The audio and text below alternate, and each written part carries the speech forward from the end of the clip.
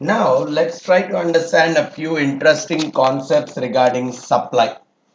Whenever we talk about supply, it is more to do with the quantity that is supplied, quantity that is produced and supplied by a firm, quantity that is supplied with the available resources. So here also what we generally see is the quantity that is supplied is very much linked with the price. As the price is increasing, I see that the quantity that people are willing to supply is going to increase. Right? The sellers want to sell more. If the price of a particular good is higher, the sellers, the suppliers for the same want to sell more. What could be the reason here? A simple logic. The higher is the price of it, probably from a seller's point or from a supplier's standpoint, it is more and more profitable. Right? He is able to set it at a high price, so he is going to become more and more profitable to produce it. So even he will do a switching from that particular products which are less profitable to those products which are high profitable. So this is what is called as a short run supply scenario. In the short run, if the price of some good is increasing, the suppliers will be more interested in supplying more of that particular good, right? And generally also, okay, let's try to look at it in some way.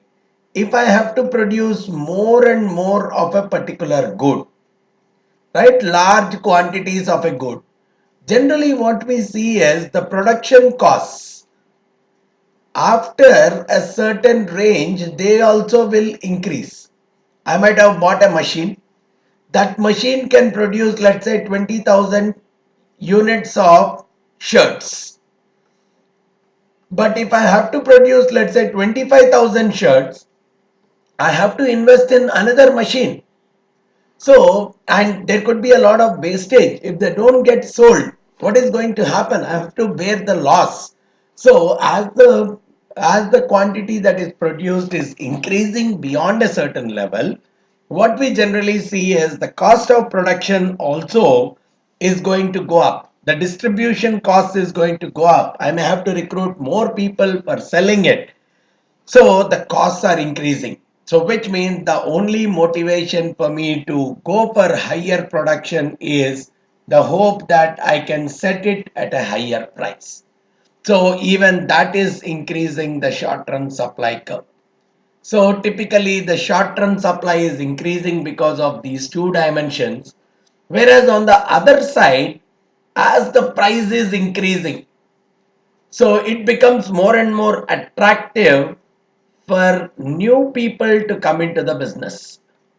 So the new businessmen enter into that particular business. New firms will enter into that particular production, which means overall the supply is going to increase. So because of these reasons, what we generally see is this may be slightly longer term focus as they keep seeing that the prices are high, the profitabilities are high, more and more new firms come into the business. So even in the long run, the supply is going to increase. So which means there is an influence of price both on the short run supply as well as on the long run supply.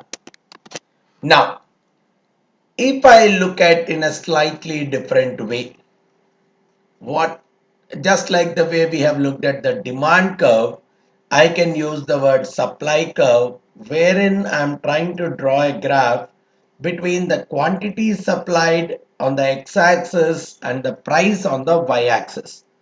Generally what we see is it's an upward sloping kind of a curve, because as the price is increasing, the quantity that a firm is willing to supply will go up. And this can be drawn for an individual firm or for an industry or the entire market per se. So a supply curve is something which is depicting the relationship between the price and the quantity supplied in a specific time period. And for more common situations, we see that this supply curve is generally shifting upwards. While the price is one of the factors that is going to impact the supply, there are many non-price related stuff also that are impacting the supply, especially the production costs, the distribution costs, especially associated with the inputs. The inputs that are associated as a part of the production, if their costs are going up, the cost of production is typically going up.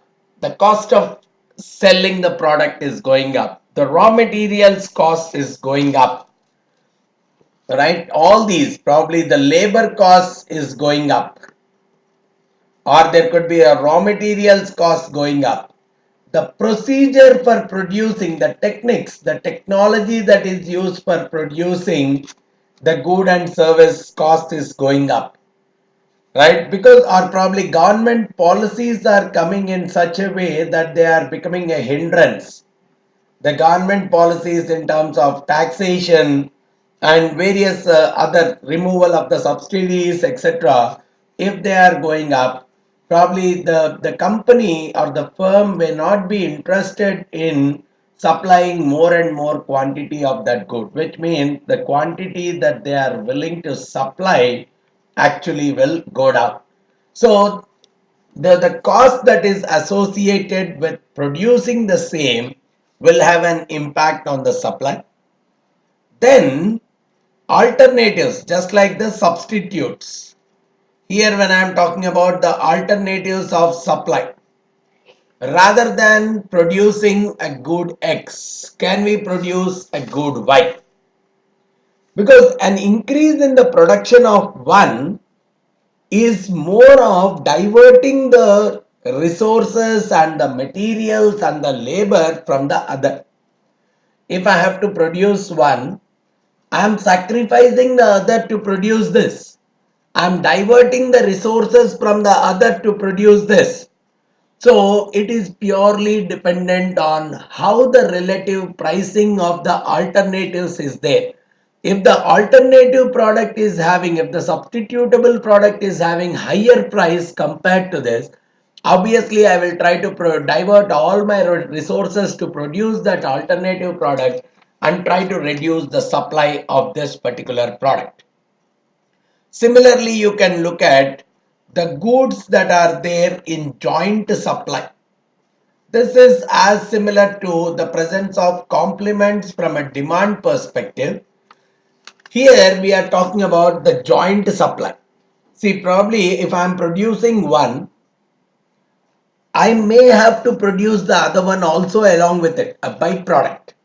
If the price of the byproduct is going up, I may be more and more interested in producing more and more of the current product also, because I'm getting more and more profits with respect to the byproduct.